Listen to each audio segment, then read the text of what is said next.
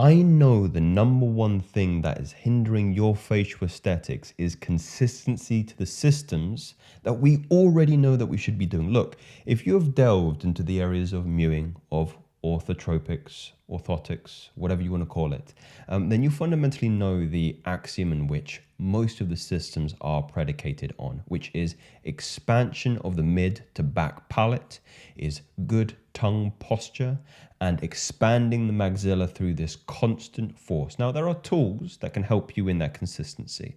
There are very expensive tools like MSE, which is a device that goes up against the palate and you turn with a screw that starts to split the suture and give you some of that forward growth. If again, you find yourself with a longer face and the eyes aren't supported, you kind of have this constant tired look and generally a shallow maxilla. However, if that isn't available to you, we have consistent practices like mewing, good tongue posture, 90% of the time is constantly reminding yourself.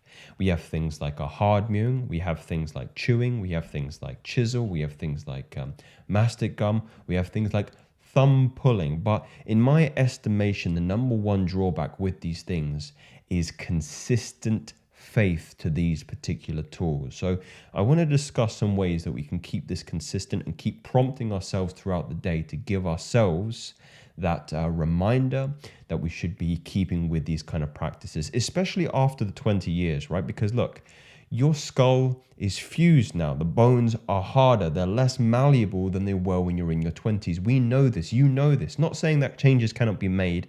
It just means your skull and your skeleton is a little bit more stubborn than it was when you were in your teens. So we have to be more consistent more than ever if we're not in that age range. But, you know, if you are, you have the benefits of maybe 8 months of good work and you're going to see maximum changes in the height of your cheekbones, in your eye posture in terms of you maybe achieving more of the typical hunter eye look, the forward growth of the maxilla, a more defined jaw, a reduction in anterior head carriage, bringing it back, all these bits and pieces.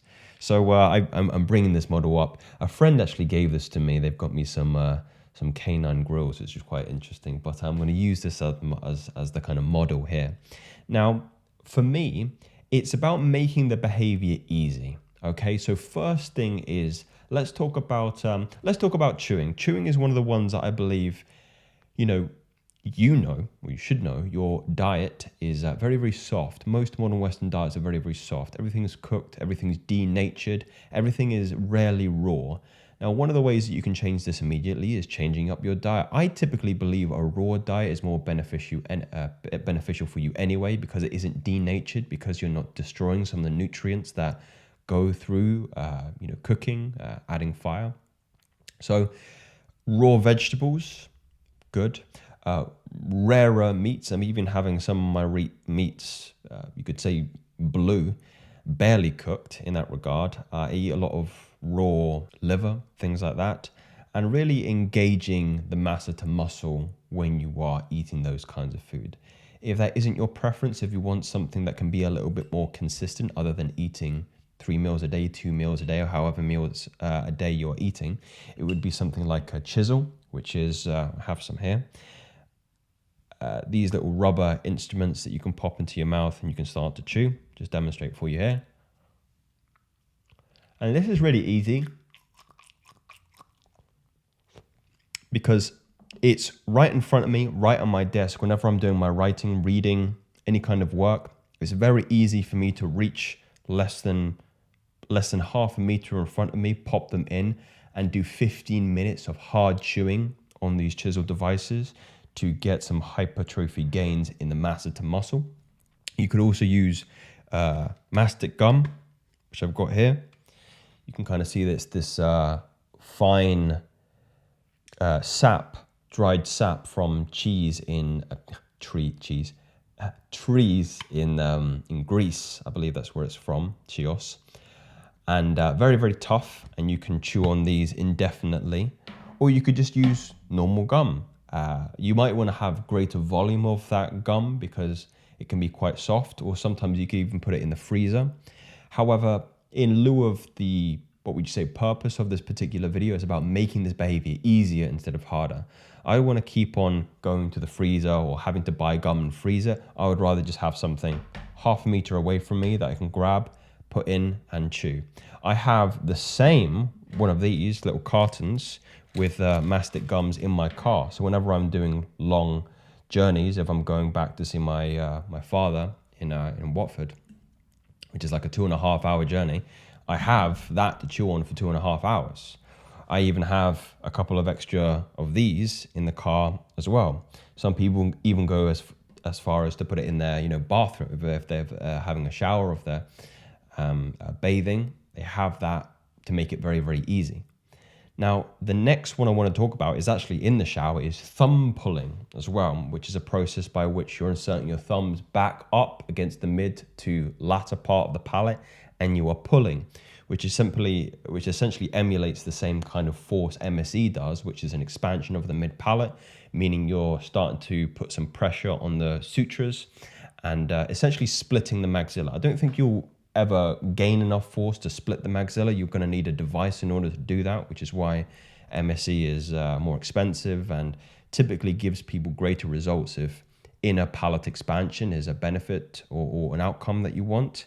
And can I just say, people don't just get MSE because of facial aesthetic purposes. It's because they have maybe problems with breathing. It's maybe because they have problems with chewing. And any kind of other functional reasons behind it. I wouldn't suggest doing it purely for aesthetic reasons, because you can do it yourself with your thumbs and you can actually be in greater control, I believe, in terms of the amount of pressure you're placing. And, if you want to stop, you can stop at any time because there are no screws going up into your palate that you can't remove. So you can control the amount of force that you're putting through your thumbs and the frequency of it. And you can start to monitor the changes in your face.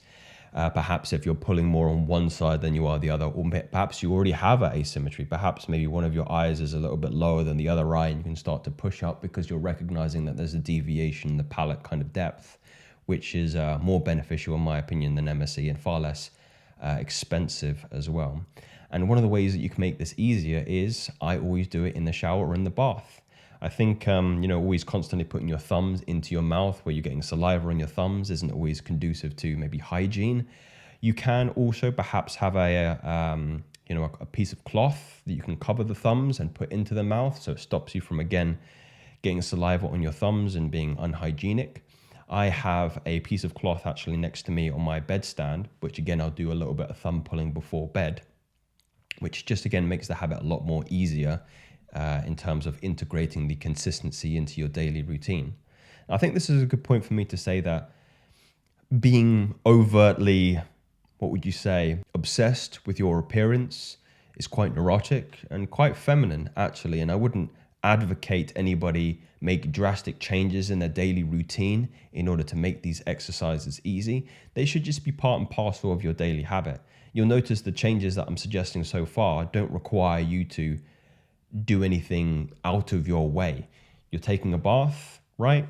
Get the thumbs up against the palate, pull for 30 seconds, relax, wash yourself, go back in, do another 30 seconds, wash your hair, relax, pull again, do your bits, pull again. It's very, very easy to kind of integrate into your daily routine. You're doing work, pop the chisels in and start exercising the masseter muscle for 15 minutes. If you're changing your diet, you're going to eat anyway. Make sure you're eating foods that are a little bit on the tougher side. Maybe you're getting fattier cuts of steak. Maybe you're getting offal. Maybe you're getting or changing, let's say, how well done you cook your meat. Maybe you're advocating for more of the rawer meats or raw vegetables like carrots and such.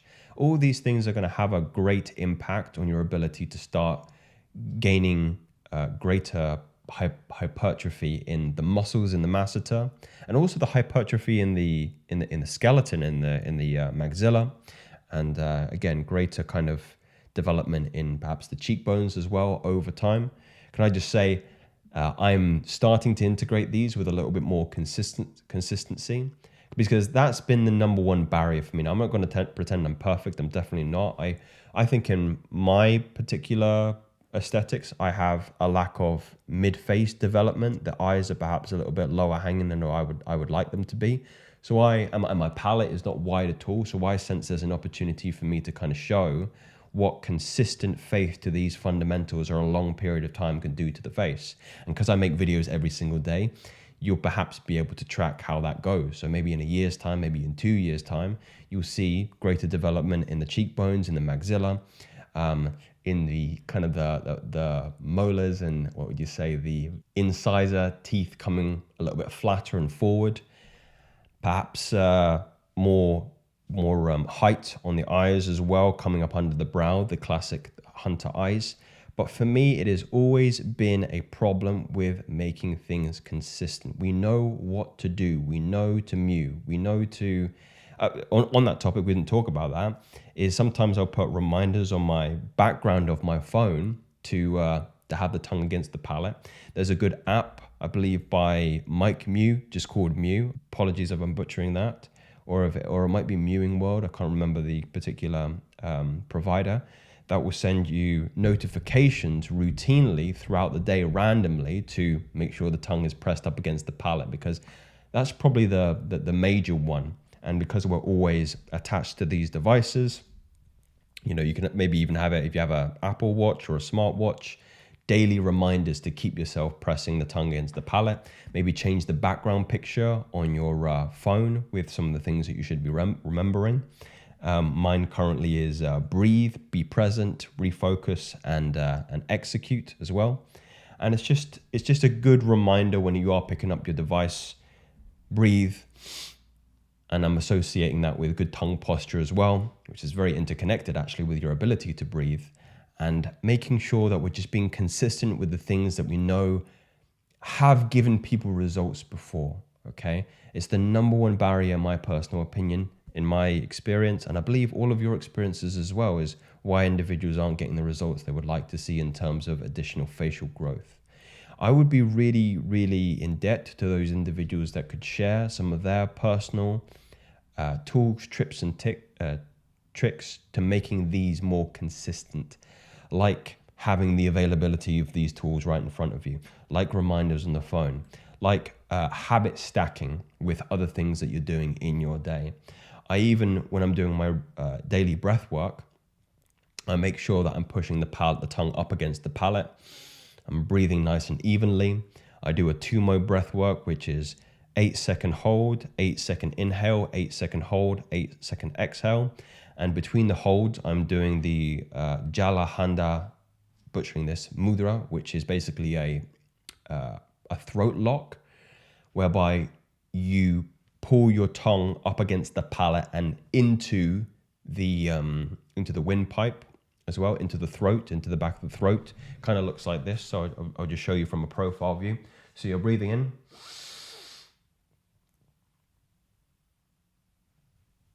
So you're completely cutting off any air going into the lungs. You're trapping all the oxygen down here. And by me doing that, I'm really pushing the third of the tongue back up. I'm kind of hard mewing in those kind of in those kind of moments. And again, just another way that you can start to stack these good intraoral postures and facial aesthetics and facial growth systems into your daily routine without appearing too neurotic. These aren't theories, gentlemen. These are facts. Speak soon.